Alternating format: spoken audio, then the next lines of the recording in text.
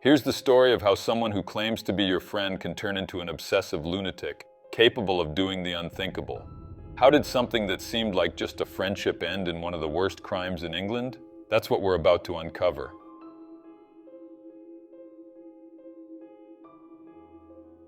On August 10, 2011, the police responded to a call at an apartment located on New Road, Harlington, near Heathrow Airport in London, England. Upon entering the apartment, the officers were met with a scene straight out of a horror movie. There were 2 bodies and a lot of blood at the scene, along with alcohol and drugs. An investigation quickly began to understand what had happened there and who was responsible for that horrific crime. 3 weeks before that fateful day, Alice Adams, a 20-year-old woman, had started working at a hotel called Radisson Blu Edwardian. She made several friends quickly, as she was a friendly and very communicative person. Among those friends was Tibor Vass, a young man who had moved from Hungary to England and had been working at the hotel for about a year. Alice was from Iverheath, in Buckinghamshire.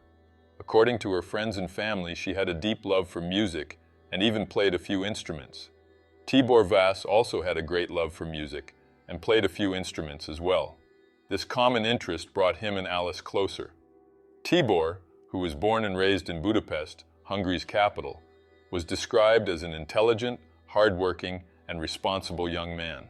According to sources, when he was 15, his father passed away, leaving the family in a vulnerable financial situation, as Tibor's father had been the sole breadwinner. As Tibor was the oldest among his siblings, he took on the responsibility of working and supporting the household. He had plans to secure a spot at the University of Budapest, so in 2008 he applied to the university but was not accepted. Tibor continued living and working in Budapest until, sometime later, he decided to move to England in search of a job opportunity. In England, he landed a job at the Radisson Blu Edwardian Hotel, and he sent a large portion of his salary back to his family in Hungary. Despite not being accepted into the University of Budapest, Tibor didn't give up and kept trying. Now let me introduce the third key figure in this story, Attila Ban. Attila, like Tibor, was also from Hungary and had moved to England when he was younger. He was 31 years old at the time of the events, openly gay, and also worked at the Radisson Blu Edwardian Hotel. Attila was considered one of the best employees at the hotel and had extensive experience in the field. He had worked in several hotels throughout his life, including in the United States. He won the Employee of the Year award multiple times, including in 2011, the year in which the events in this story took place. His vast experience in the industry, along with his excellent performance, led to his promotion to manager.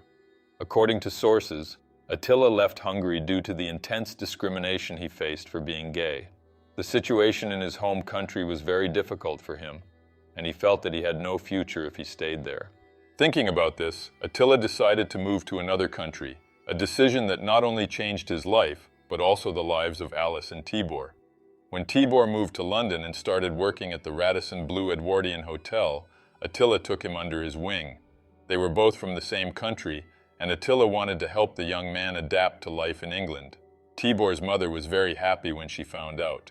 She felt good knowing Tibor had someone to look after him while he was away from home.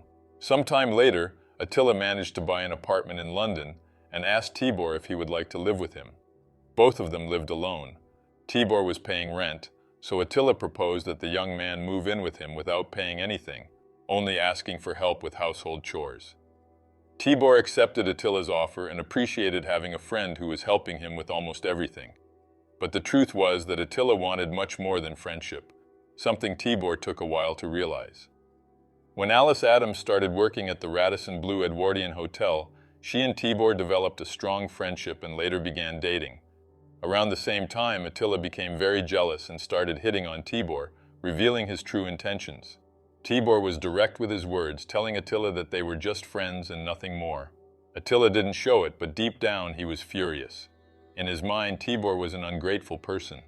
Attila believed he had done everything for the young man, helped him at work, offered him a place to live, and yet there was no reciprocation.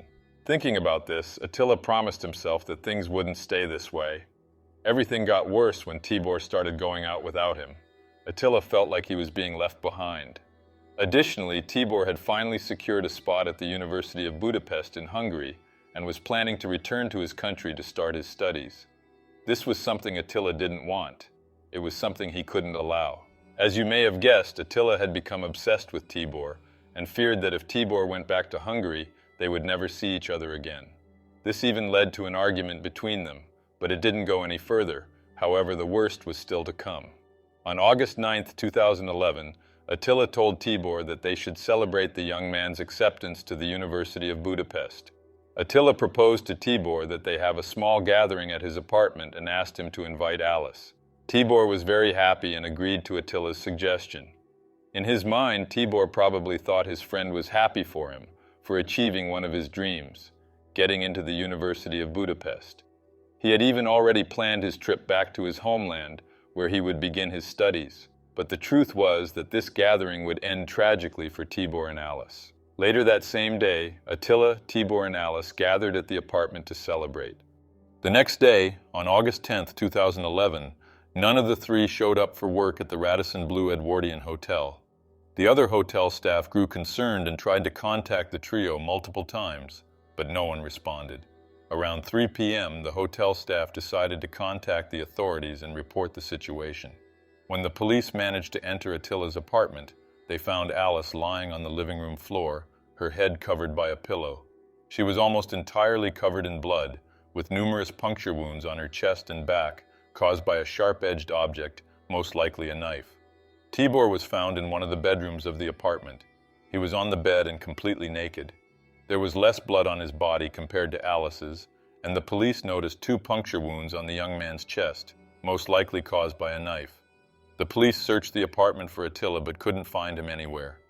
They theorized that either he had been kidnapped by the perpetrator or that he had been killed elsewhere. The apartment where the crime occurred was sealed off, and the forensic team arrived to conduct an investigation. Later, the bodies of Alice Adams and Tibor Vass were sent for autopsy. According to the coroner's report, Alice had 22 puncture wounds on her body caused by a knife.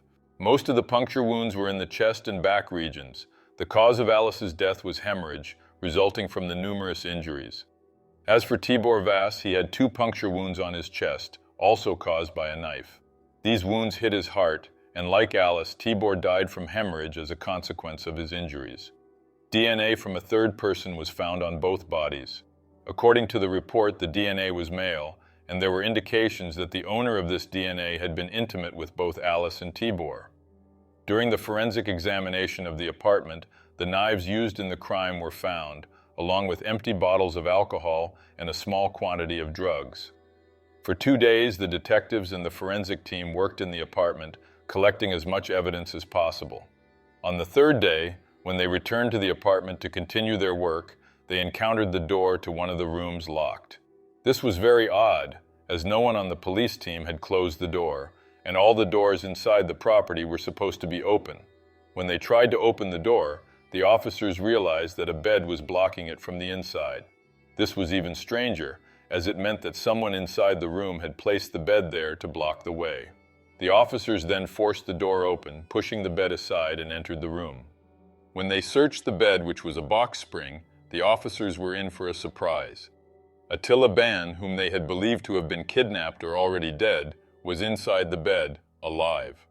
Attila was completely naked, covered in blood, and drunk. He had deep cuts on his arms, neck, and buttocks, caused by a knife. When the officers asked what had happened, he only gestured, communicating through signs, implying that he wasn't in a condition to speak. The officers were confused as to how Attila had managed to enter the apartment without being seen, since the place was under police surveillance. However, it didn't take long for the officers to realize that Attila had never left the apartment. All this time, since the day of the crime, Attila had been hiding inside the bed, a place the officers hadn't checked. Attila was taken to the hospital, where he received medical care for his injuries. After recovering, the detective spoke with Attila to gather his statement and try to understand what had happened in that apartment. At this point, the detectives were already suspicious of Attila, but it was still just a theory. However, after some time of conversation, Attila confessed to the crime and told the officers about the events that took place on the night of August 9th. According to Attila, he suggested a celebration to Tibor for passing the entrance exam to the University of Budapest. and asked him to invite Alice. The trio spent the night drinking alcohol and eating some snacks. At some point, Attila took a substance known as poppers, a drug typically used to induce excitement. This drug is commonly referred to as the love drug. Attila said that after a while things heated up between the trio and they decided to go to bed together, where they all had relations with each other. However, something went wrong, and Attila had an outburst of rage, amplified by the effects of the drug he had taken. In this fit of rage, Attila grabbed a knife from the kitchen and attacked Alice, stabbing her 22 times. Alice tried to run, but it was in vain. The living room of the apartment was as far as she got. After killing Alice, Attila placed a pillow over her head. He said he did this because her facial expression was so terrifying that he didn't want to look at it. Attila then went to Tibor, who was in the bedroom. Tibor, too drunk to react, was stabbed twice in the chest, and the blows struck his heart. Attila said that after taking Tibor's life, he cut the young man's clothes off, leaving him completely naked, and proceeded to bathe with his body in a bathtub. This is why Tibor's body had little blood. Attila had cleaned him up. At that moment, Attila attempted to take his own life with the same weapon he used in the crime, but he failed. He then removed Tibor's body from the bathtub and placed it on the bed. He grabbed a hairdryer and returned to the bathtub. He plugged the hairdryer into the socket and threw it into the bathtub, which was filled with water. His intention was to electrify the water, then get in and end his life, but this plan didn't work. Attila then cut the side of the box spring where Tibor's body had been laid. He gathered some supplies, a bit of water, his phone, and climbed into the hole he had made between the mattresses. To prevent anyone from noticing the hole, he covered it with a sheet. Inside the bed, Attila used his phone to access the internet and posted on his Facebook that he wished to wake up from this nightmare. He made small holes in the mattress so he could see around while hidden.